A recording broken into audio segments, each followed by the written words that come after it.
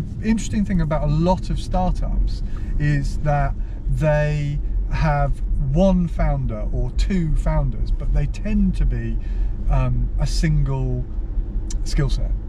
Absolutely. And so finding those other skill sets is remarkably difficult. So if you're dyed-in-the-wool developer, technical person, how do you find a good salesperson? Yeah, how do you find someone who's good at marketing?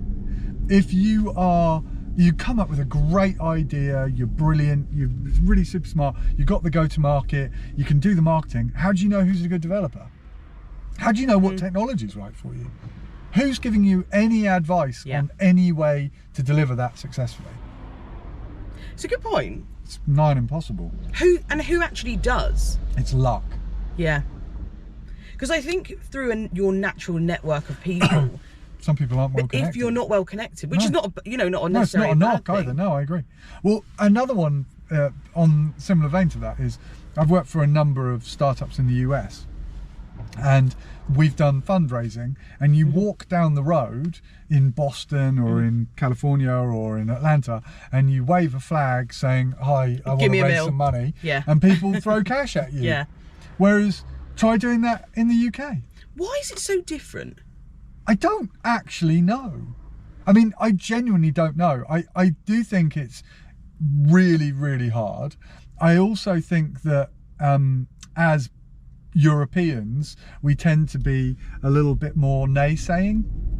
So everybody goes, I'm not sure that's a good idea. And they don't look at what the potential is. So a lot of companies evolve. If you, like, Facebook was the Facebook, right? It was all about university students communicating. It isn't that now. Now it's Meta, and they're doing, the metaverse and stuff like. They change significantly. It's pretty important to be fluid, but both when I've done this myself, I've funded it myself. It's incredible how quick money runs out. Oh, absolutely. Particularly when it's not institutional. That is that's tricky. It's a deal breaker. And then the added pressure that you get if you borrow money, I mean, even once again from institutions, it's pretty tricky. They want a return on that money. Yeah. The interest is probably quite high. They don't give you any flexibility on it.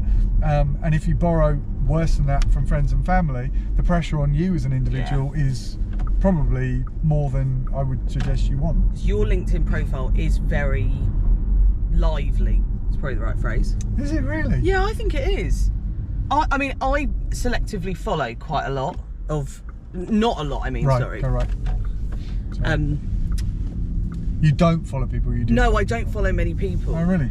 Unless I think I've got a genuine interest in it, because otherwise then it just becomes a filter of stuff. Yeah. And I think it does anyway, and it's quite nice sometimes when you stumble across something, you think, oh, actually, that's quite helpful. Yeah. But it's usually through someone that I've got a common interest with ISVs, for example. Do you turn people off? Not very often, because I wouldn't turn someone on.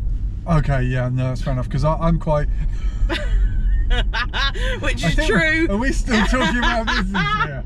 So I'm a bit of a turn off as well.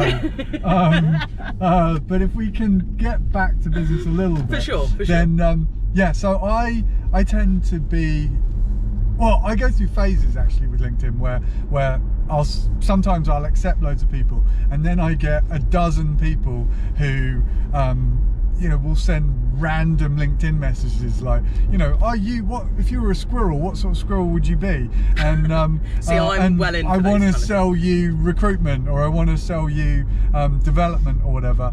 And then you go, okay, turn right here. Sorry, I give it a bit of that. And so I think, well, what the hell was the squirrel thing all about? It didn't make any sense to me.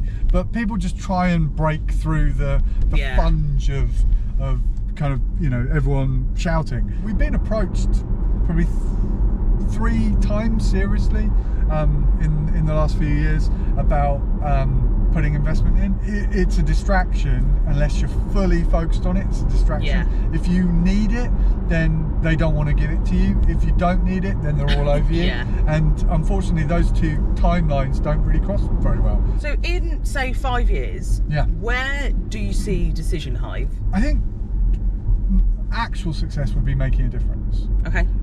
Where it's actually recognised as a genuine solution, and that people see the value in it, and you know, they want to use it, and we're renowned as being a good offering. This is from Lost Boys. From who? The Lost Boys. Can't confirm it tonight.